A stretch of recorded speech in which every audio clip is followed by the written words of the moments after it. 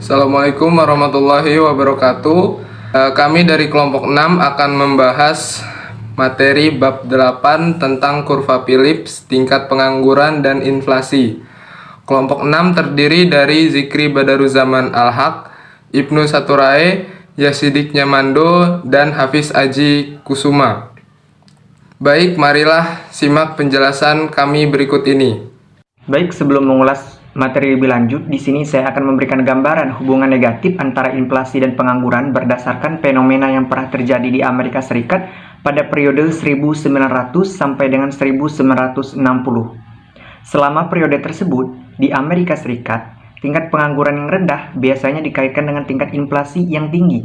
Begitupun sebaliknya, tingkat pengangguran yang tinggi biasa dikaitkan dengan tingkat inflasi yang rendah atau negatif. Kurva Phillips berdasarkan fenomena ini menjelaskan hubungan negatif antara tingkat inflasi dan tingkat pengangguran.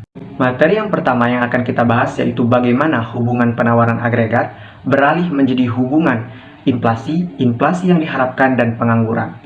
Hubungan penawaran agregat atau agregat supply relation mencakup pengaruh output terhadap tingkat harga. Hubungan ini diderivasi dari perilaku upah dan harga, sehingga membentuk sebuah persamaan hubungan penawaran agregat yang menunjukkan tingkat harga bergantung pada tingkat harga yang diharapkan, pada tingkat pengangguran, serta margin dan pada variabel catch-all atau faktor-faktor lain yang menentukan penetapan upah seperti asuransi pengangguran dan proteksi lapangan kerja dan lain sebagainya. Hubungan penawaran agregat ini dapat kita tulis ulang untuk membentuk sebuah hubungan antara inflasi yang diharapkan dan tingkat pengangguran. Yang pertama yaitu fungsi dari U dan variabel catch-all sama dengan 1 min alpha U plus variabel catch-all. Ini mencakup pemikiran bahwa semakin tinggi tingkat pengangguran, maka semakin rendah upah. Dan semakin tinggi variabel catch-all, maka semakin tinggi upah. Sebagai contoh, semakin besar tunjangan pengangguran, maka perusahaan akan semakin tinggi untuk memberikan upah kepada para pekerjanya. Parameter alfa di sini mencakup kekuatan pengaruh pengangguran terhadap upah. Maka dari fungsi ini kita substitusikan atau kita masukkan ke dalam persamaan hubungan penawaran agregat sehingga menjadi tingkat harga yang bergantung pada tingkat harga yang diharapkan serta margin dan juga fungsi dari variabel U dan variabel catch-all yaitu 1 min alpha U plus variabel catch-all. Kemudian kita misalkan P melambangkan tingkat inflasi dan P pangkat M melambangkan tingkat inflasi yang diharapkan atau expected inflation, sehingga membentuk sebuah hubungan di mana hubungan penawaran agregat beralih ke hubungan antara inflasi yang diharapkan dan tingkat pengangguran, sehingga membentuk sebuah persamaan yang telah kita lihat di PPT yang telah ditampilkan. Jadi hubungan penawaran agregat menjadi hubungan antara inflasi dan pengangguran. Inilah yang ditemukan Phillips di Inggris serta Solow dan Samuelson di Amerika Serikat pada akhir tahun 1950-an ketika mereka meneliti perilaku gabungan pengangguran dan inflasi. Berdasarkan persamaan ini, kenaikan inflasi yang diharapkan atau expected inflation-nya meningkat, maka menyebabkan peningkatan inflasi aktual. Berdasarkan inflasi yang diharapkan, peningkatan margin atau markup atau peningkatan faktor-faktor lain yang mempengaruhi penentuan upah atau variable catch-all menyebabkan peningkatan inflasi. Berdasarkan inflasi yang diharapkan, peningkatan tingkat pengangguran itu akan menyebabkan penurunan inflasi. Ini menunjukkan hubungan negatif antara inflasi dan pengangguran. Ketika pengangguran tinggi, maka inflasi rendah. Kurva Phillips dan makroekonomi. Sudah kita ketahui bersama bahwasanya ada hubungan negatif antara pengangguran dan inflasi, sehingga ini menjadi pusat pemikiran atau kebijakan makroekonomi. Kurva ini atau kurva Phillips ini menyarankan bahwa negara dapat memilih berbagai kombinasi pengangguran dan inflasi. Ketika pengangguran rendah, maka inflasi akan tinggi. Begitupun sebaliknya, ketika inflasi rendah, maka pengangguran akan tinggi. Kebanyakan pembahasan kebijakan makroekonomi tertuju pada titik pilihan pada kurva Phillips. Materi selanjutnya yang akan kita bahas yaitu mengenai pergerakan inflasi dan pengangguran. Sehingga di sini kita akan memerlukan indeks waktu dan merujuk pada variabel-variabel seperti inflasi yang diharapkan dan pengangguran pada tahun tertentu atau pada tahun spesifik.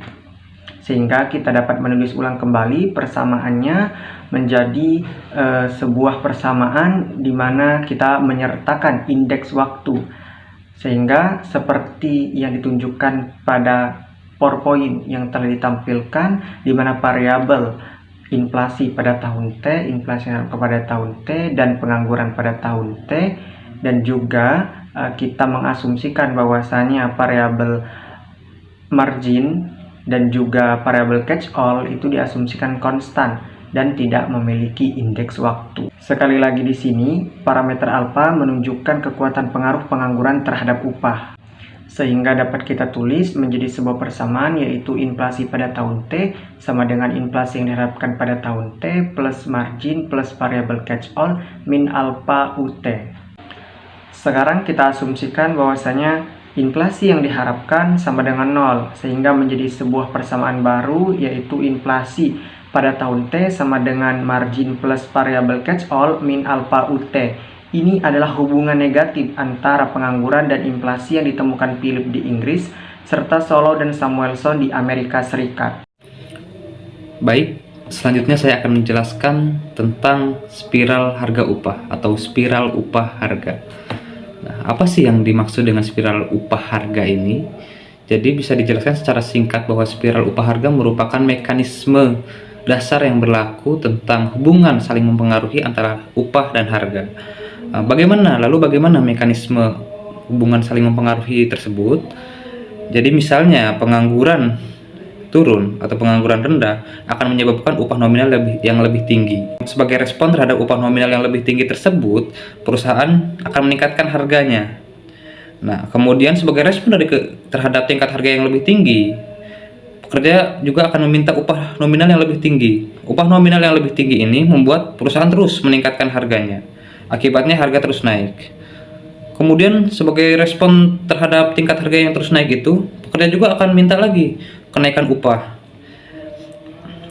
Dan dengan demikian perlombaan antara harga dan upah menghasilkan inflasi, upah, dan harga yang stabil.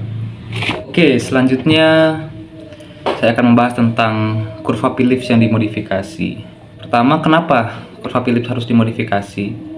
Mulanya pada tahun 1970-an, Amerika Serikat mengalami 2 kali kenaikan harga minyak yang besar. Dan hal ini menyebabkan perusahaan-perusahaan mengalami kenaikan biaya produksi yang disebabkan bukan karena tenaga kerja, melainkan karena input lain, faktor produksi lain. Nah, membuat si perusahaan ini menaikkan markup-nya atau margin-nya untuk menutup kenaikan biaya produksi tersebut, sehingga harga naik. Bermula dari situlah perilaku dari tingkat inflasi di Amerika yang diteliti oleh Phillips ini berubah. Yang tadinya kadang negatif, kadang positif, lalu rata-ratanya sama dengan 0, berubah. Tingkat inflasi secara konsisten terus menjadi positif, terus naik. Inflasi yang tinggi di 1 tahun, misalnya tahun ini inflasinya tinggi, kemungkinan besar akan diikuti oleh inflasi yang tinggi di tahun berikutnya. Jadi perubahan perilaku dari tingkat inflasi yang tadinya bisa dibilang rata-ratanya 0, perilakunya berubah. Misalnya tahun ini tingkat inflasi itu tinggi, ada kemungkinan tahun depan juga akan tinggi. Perubahan inilah yang menyebabkan kurva Phillips harus dimodifikasi. Nah, maka selanjutnya dimodifikasilah kurva Phillips itu dengan dilengkapi dengan ekspektasi, mengindikasikan bahwa inflasi tahun T-1 merupakan inflasi yang diharapkan. Selanjutnya jika kita lihat persamaan paling atas,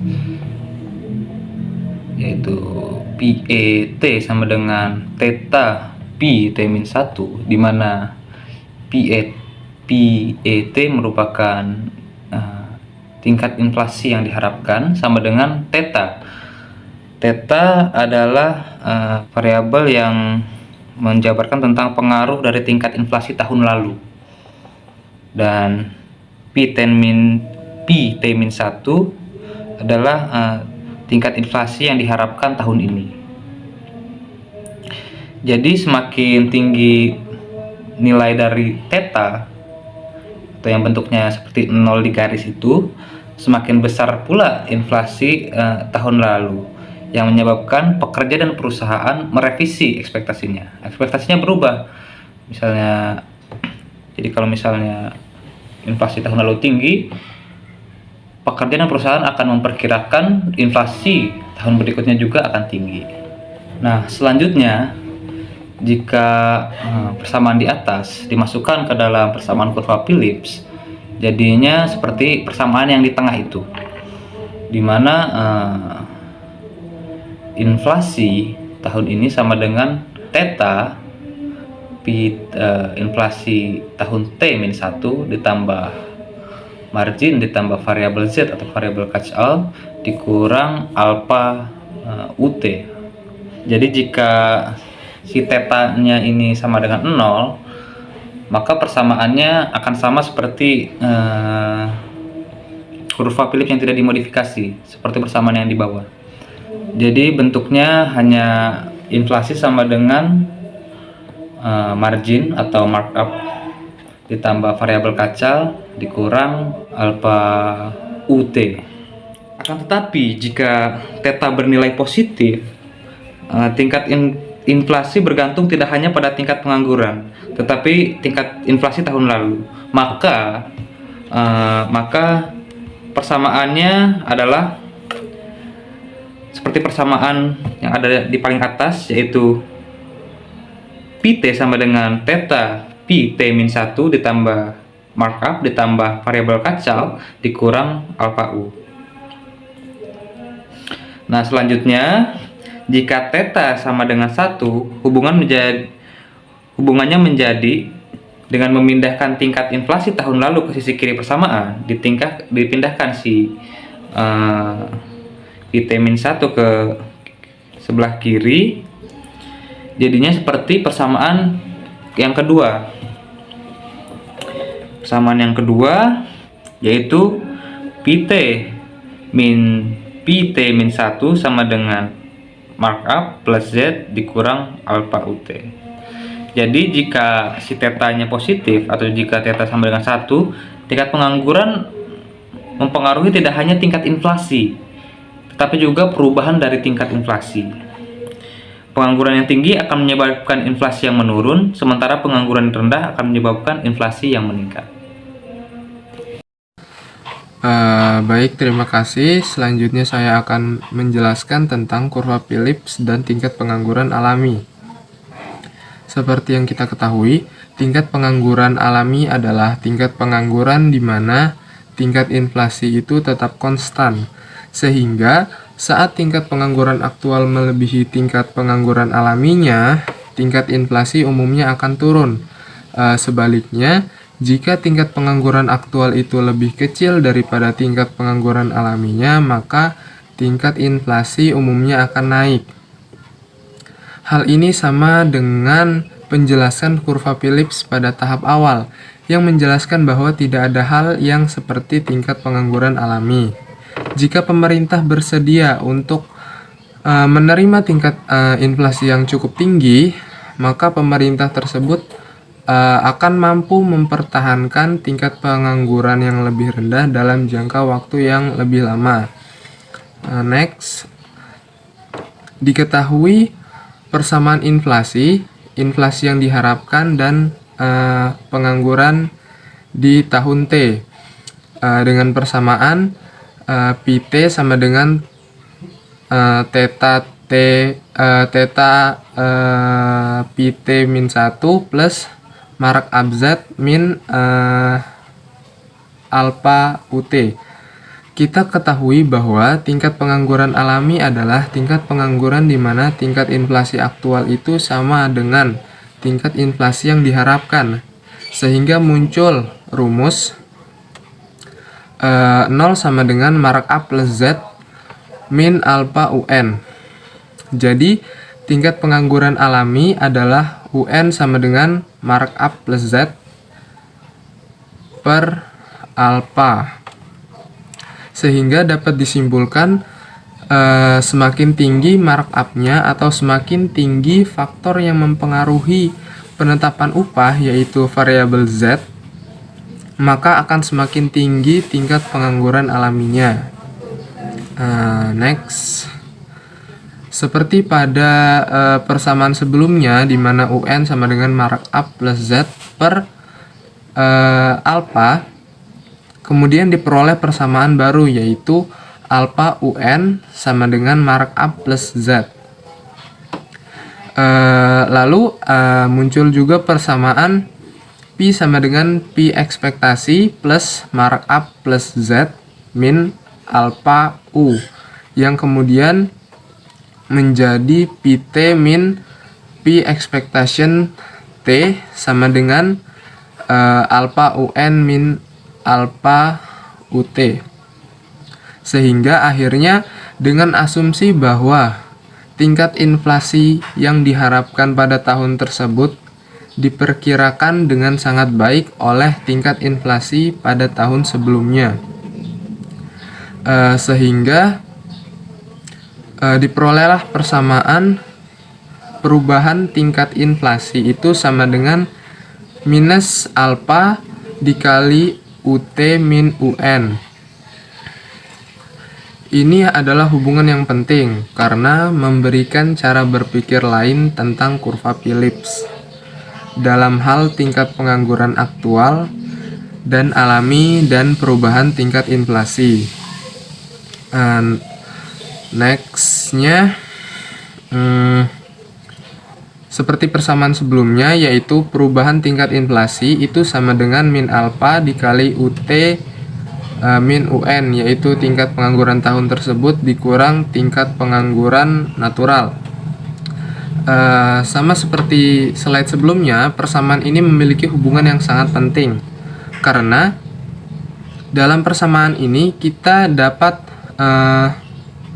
mengerti lebih jauh tentang kurva Phillips, seperti hubungan antara tingkat pengangguran aktual, tingkat pengangguran alami, dan perubahan tingkat inflasi.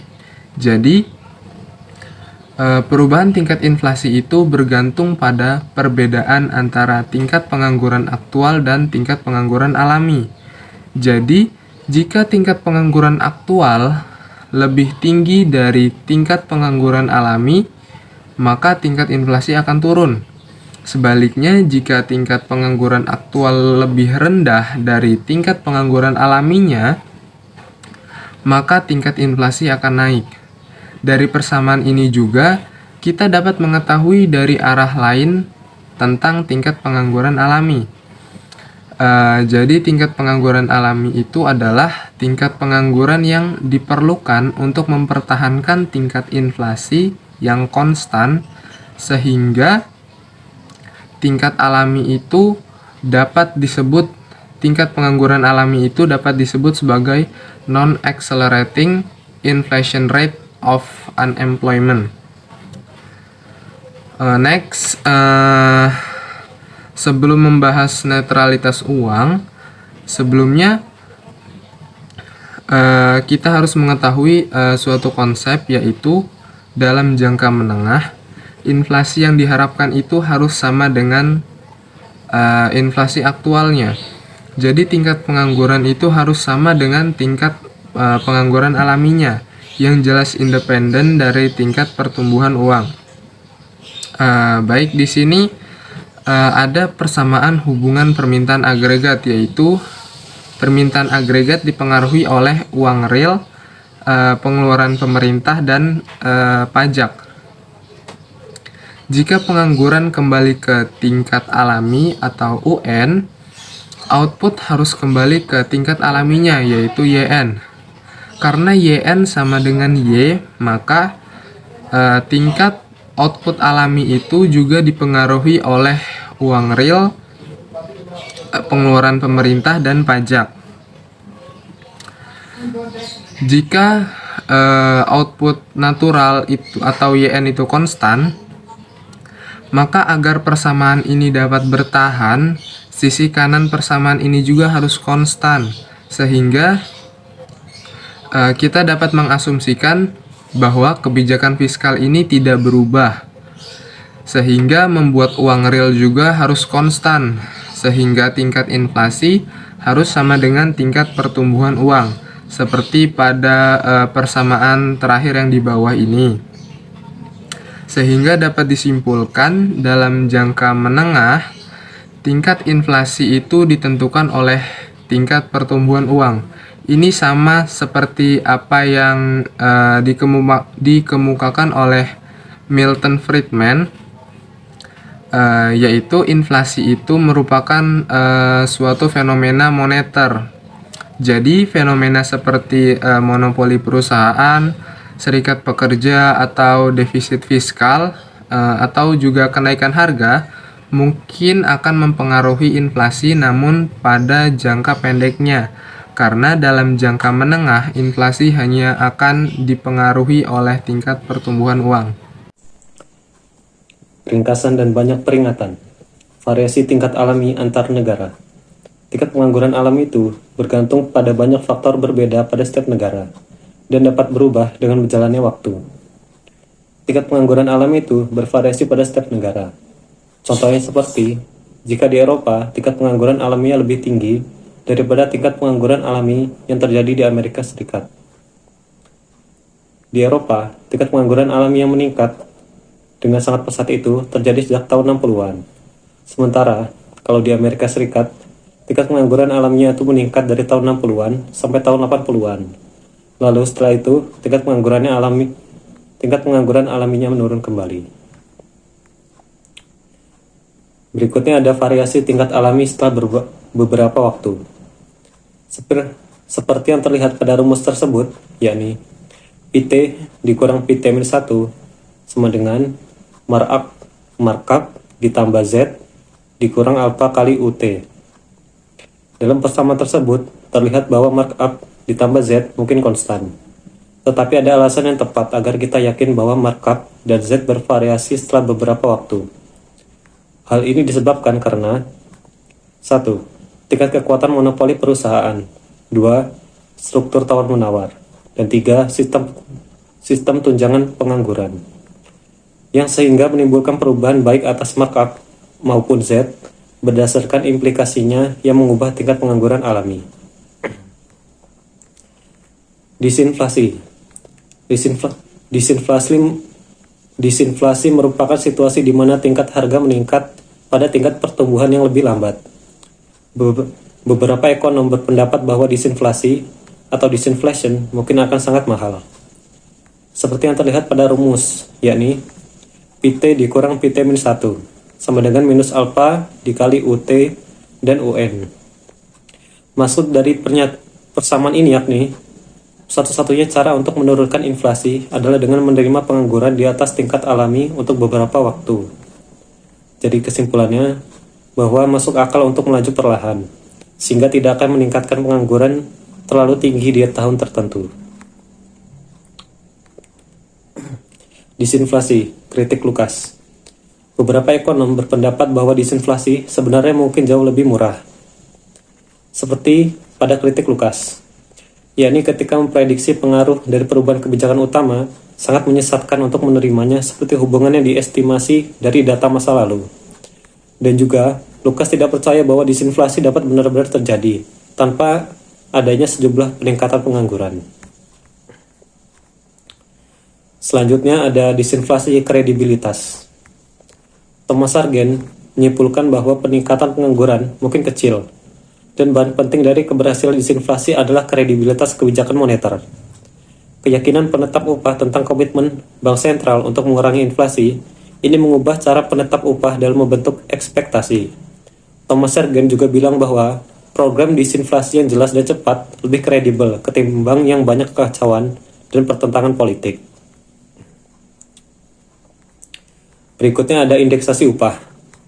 Indeksasi upah merupakan situasi di mana ukuran upah meningkat yang sejalan dengan inflasi dan kenaikan harga produk lainnya. Berubahnya variasi dari tingkat inflasi dengan berjalannya waktu akan mempengaruhi ekspektasi penetap upah yang menggunakan indeksasi upah atau wage indexation. Provinsi yang secara otomatis akan meningkatkan upah sejalan dengan inflasi. Contohnya, saat indeksasi upah tersebar luas, perubahan kecil atas pengangguran dapat menimbulkan perubahan yang sangat besar pada inflasi. Jadi berubahnya inflasi itu akan menjadi sangat tinggi. Pada tingkat inflasi yang tinggi, hubungan antara inflasi dan pengangguran pun akan menghilang. Selanjutnya ada deflasi. Deflasi merupakan kebalikan dari inflasi, yaitu kondisi ketika harga barang atau jasa di suatu negara mengalami penurunan secara drastis dalam periode waktu tertentu.